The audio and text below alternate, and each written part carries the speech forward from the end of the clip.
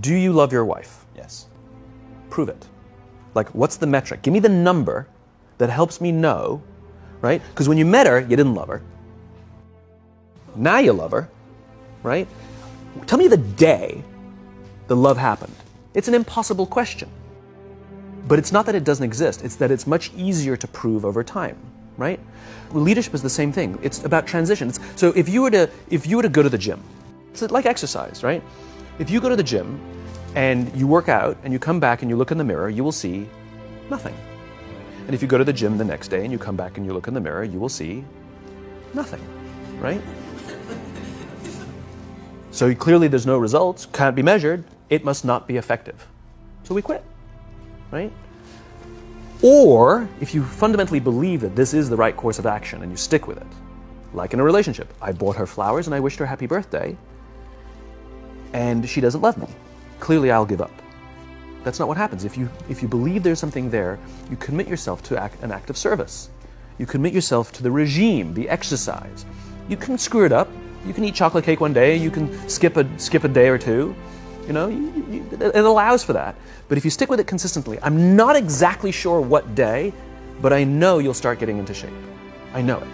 And the same with the relationship. It's not about the events. It's not about intensity. It's about consistency, right? You go to the dentist twice a year, your teeth will fall out. You have to brush your teeth every day for 2 minutes. What does brushing your teeth twice a day for 2 minutes do? Nothing. Unless you do it every day, twice a day for 2 minutes, right? It's the consistency. Going to the gym for 9 hours does not get you into shape. Working out every day for 20 minutes gets you into shape. So the problem is we treat leadership with intensity. We have a 2-day offsite, we invite a bunch of speakers, we give everybody a certificate, you're a leader, right? Those things are like going to the dentist. They're very important, they're good for reminding us or getting us back on track, learning new lessons, but it's the daily practice of all the monotonous, little, boring things like brushing your teeth that matter the most. She didn't fall in love with you because you remembered her birthday and bought her flowers on Valentine's Day. She fell in love with you because when you woke up in the morning, you said good morning to her before you checked your phone. She fell in love with you because when you went to the fridge to get yourself a drink, you got her one without even asking. She fell in love with you because when you had an amazing day at work and she came home and she had a terrible day at work, you didn't say, yeah, but let me tell you about my day. You sat and listened to her awful day and you didn't say a thing about your amazing day. This is why she fell in love with you.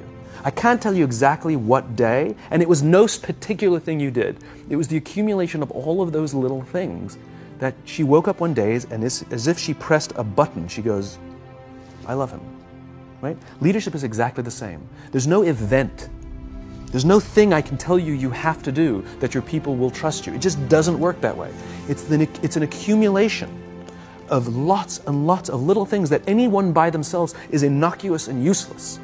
Literally, pointless by themselves. People will look at little things that are good leadership practices and say, that won't work, and you're absolutely right. But if you do it consistently, and you do it in combination with lots of other little things, like saying good morning to someone, that looking them in the eye. My friend George, who's a 3-star general in the Marine Corps, he says his test for leadership, and I love this, he goes, his test for a good leader is if you ask somebody how their day is going, you actually care about the answer. The number of times we're walking to a meeting, we're rushing, we go, how are you? Not good, I got to get to you later, I'm late for a meeting. Right. If you ask the question, you were standing there and you were listening to the answer. It's those little innocuous things that you do over and over and over and over that people will say, I love my job. Not I like my job. I like my job means, yeah, the challenge is great, they pay me well, I like the people. I love my job means, I don't want to work anywhere else. I don't care how much somebody else is willing to pay me. I'm devoted to the people here, and I care desperately about the people here as if they were my family. In business, we have colleagues and coworkers. In the military, they have brothers and sisters. That's how they think of each other. If you really have a strong corporate culture, the people will think of each other like brothers and sisters. It's like a family, right? No. Brothers and sisters. Deep love. Fight, but the love doesn't go away. Bicker, the love doesn't go away. And I'll fight with my sister, but if you threaten my sister, you're going to have to deal with me. Right? We'll fight internally, we'll bicker with each other, but nobody's going to hurt each other, and if anything from the outside shows up, you're looking at a unified front. Brothers and sisters. Now, how do you create brothers and sisters out of strangers? Common beliefs, common values, parents, in other words, executives who care about their children's success, who care to raise their children, teach them skills, discipline them when necessary, help them build their self-confidence so that they can go on and achieve something more than you could have ever imagined achieving for yourself. That's leadership.